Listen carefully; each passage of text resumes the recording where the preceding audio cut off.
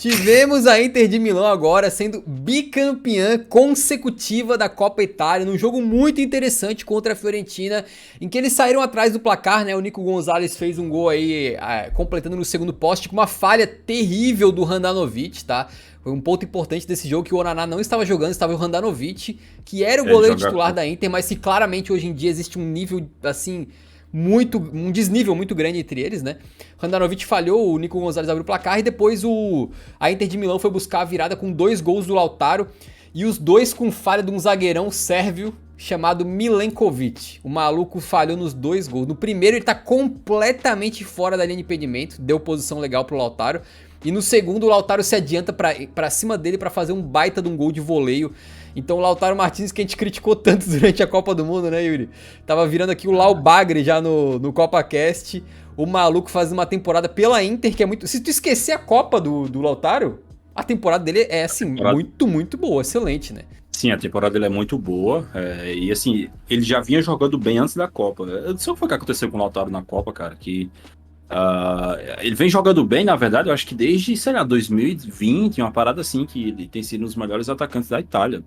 Foi importantíssimo na conquista da Série A pela Internazionale na época do Antônio Conte e está sendo novamente nessa temporada espetacular da Inter, né? Que assim, é uma temporada que a Inter ainda não assegurou vaga na próxima Champions via Campeonato Italiano, mas já ganhou a Supercopa da Itália e é uma Supercopa da Itália especial, porque você ganha vencendo o seu maior rival por 3-0, então é um título muitíssimo importante. E agora ganhou a Copa da Itália novamente pelo segundo ano consecutivo e, obviamente, está na final da Champions, né? Que é a cereja do bolo. E o Lautaro com certeza tem sido um dos principais jogadores, talvez, assim, porque eu acho que eu fico muito em dúvida, cara, entre o Lautaro e o Barella, de quem seria o melhor jogador da Inter essa temporada. Eu acho que os dois estão jogando num nível excepcional, num nível altíssimo, né? 2 caras que levam demais o patamar da Inter. E assim, eu nem duvido de chegar no meio do ano e esses caras receberem ofertas, né? Porque assim, a gente sabe que a Inter ela ainda não tem uma estabilidade financeira tão boa a ponto de ter uma segurança muito grande com seus principais jogadores.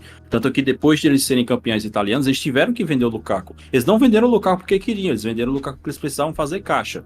E aí eu lembro que na época as informações que tinha na Itália era que a Inter teria que vender ou Lautaro ou Lukaku para fazer caixa. E aí eles escolheram vender o Lukaku porque o Lautaro é mais jovem, mesmo o Lukaku naquela época sendo o melhor jogador da equipe. E aí o Lautaro, mais uma vez, aí mostrando por que é um monstro de jogador. Eu gosto muito do Lautaro, cara. Pra mim, o Lautaro, ele é tipo um arquétipo do Agüero. O Agüero que sempre foi um atacante que eu gostei muito, inclusive fez 100 gols com a camisa do Atlético Madrid, às vezes isso é pouco comentado, não jogou bem só no Manchester City. E o Lautaro, eu acho que ele é muito parecido com o Agüero, tipo assim, ele é baixo, mas ele é troncudo, ele é forte, ele é guerreiro, ele sabe usar o corpo, ele sabe brigar pela bola, e ele é um cara que chuta de todo jeito, né? Chuta sem ângulo, com a perna esquerda, com a perna direita, de cabeça, de onde der pra chutar, ele chuta. Eu assisti esse jogo, tá? E achei que a Fiorentina jogou um partidaço. Poderia ter ganhado, inclusive, tá? Final do jogo, pressão gigante da Viola. Um camarada que jogou muito bem, cara. Mas assim, muito bem mesmo. Foi o Bonaventura. Tu lembra dele do Milan? Bonaventura mais traço da Fiorentina. E quem teve 2 chances claríssimas de gol foi o Luka Jovic. Aquele mesmo, ex-Frankfurt, ex-Real Madrid. Numa ele recebe um passe teleguiado, acho que foi o próprio Bonaventura. Sai na cara do goleiro, dá um drible no zagueiro perfeito. E na hora de finalizar ele manda assim na cara do Handanovic. E na segunda ele sobe ele não sobe sozinho porque tinha um cara na frente dele, mas ele sobe limpo no lance. De cabeça, pra só, cara, assim, o gol na frente dele é só tirar do goleiro. E ele tira demais e joga pra fora. Isso aí já era depois dos 80 minutos. Poderia ter levado no mínimo pra prorrogação, né? Mas o Jovic, ele perdeu 2 gols claríssimos.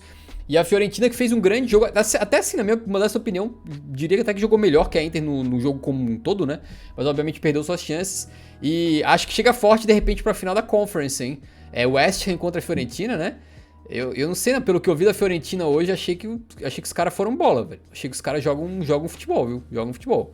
Tem totais condições de, talvez, assim, dos 3 italianos que estão nas finais, a Fiorentina seja o que tem mais chance de ser campeão, né? Porque a Roma vai pegar o Sevilla, que é o bicho-papão da Europa League, a Inter vai pegar o City, que é o melhor time da Europa, então talvez a gente acabe vendo a Fiorentina sendo o único aí da Itália a conquistar o título europeu. E também eu queria te falar, te perguntar, né, que essa temporada da Inter foi muito engraçada, porque eu lembro que no começo eu tava meio desconfiado da Inter, que ela tava muito instável na temporada, eu falava que, pô, pra mim essa Inter do Inzaghi tá cada vez mais longe daquela Inter fortíssima do Antônio Conte, né, eu via torcedores da Inter também tecendo críticas mais ou menos como essa, e no final das contas, a Inter poderia ter uma temporada muito ruim se fosse, de repente, trivice, poderia acontecer. Né? O título italiano nunca teve perto, mas ela pode acabar em segundo lugar ainda na Liga. Ela poderia ter perdido essa final pra Fiorentina e pode perder a final da Champions. Poderia ser uma temporada igual aquela do Leverkusen em 2002, né? Do Trivice. Mas no final das contas, cara, tá na final da Champions, ganhou a Copa Itália e tipo assim, no campeonato italiano esteve na briga ali quase o tempo todo, né? Um pouco mais pra baixo, um pouco mais pra cima, mas o Napoli foi muito... O Napoli se desgarrou muito desde o começo, então... Não acredito que os torcedores da Inter tenham grandes frustrações em relação ao campeonato italiano, a não ser que a Inter acabe ficando do nada fora da Champions, né? Imagina ficar fora dos top 4 da Série A italiana e perde a final da Champions pro City, ela não joga próximo. Se eles ficarem fora da Champions vai ser meio vergonhoso, porque estão, se não me engano, com 4 pontos de vantagem e só tem mais 2 rodadas, eu acho. Então, acho que é bem complicado eles ficarem de fora. Acho que, de maneira geral, a temporada já é um sucesso. Porque, assim, você chega na final da Champions, ganha uma Copa Nacional, ganha uma Supercopa em cima do seu maior rival. E mesmo que perca a final da Champions, você tem que pensar, pô, beleza, mas eu acho que se não perder de goleada, é o normal. Se chegar lá e tomar 4-0 do City, aí vai ficar estranho, vai ficar com gosto amargo. Mas, sei lá, se perder pro City, é o esperado. A Inter, tá assim, não é questão de camisa. É óbvio que a Inter é muito maior que o City.